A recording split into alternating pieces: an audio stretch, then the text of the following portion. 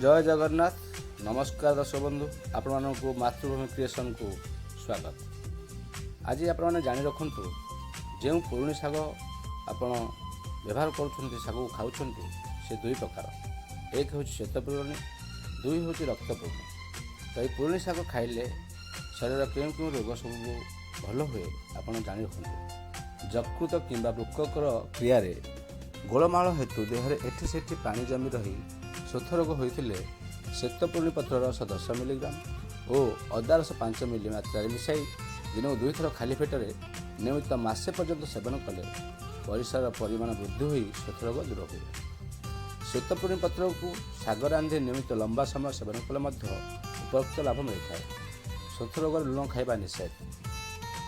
श्वेतपूर्णीर मूल को महुरे घोरी चक्षुरे अंजन लगाइले पानी बोहिबा, आखि धरिबा, अंधारकणा इत्यादि रोग अल्प दिन उपशम हुए। श्वेतपूर्णी मूल 10 ग्राम को 1 ग्लास पानी में सिझाई 1 अष्टमांश हेले छाणी सेवन कले देह भीतर होता बहुत गुड़ी ट्यूमर प्रारंभिक अवस्था थे विलीन हुए। यही प्रयोग दिन को 2 थर खाली पेटरे अति कम 2 मास आवश्यक। आमवातर तीव्र जंत्रणा होता अवस्था श्वेतपूर्णीर डाल पत्र सिझाई उक्त पानी को दिन को 3-4 थर पीले प्रचुर परिश्रा हो शरीर थी अधिक जल चली थाए एवं आमवात जनित व्यथा सामयिक भाव में दूर हुए।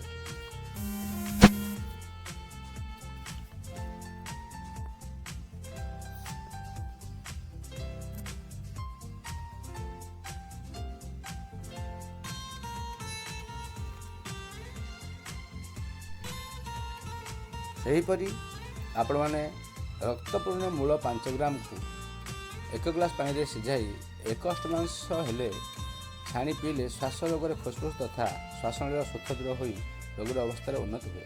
यही प्रयोग दिन को 2 थर नियमित अति कम 15 दिन करने आवश्यक।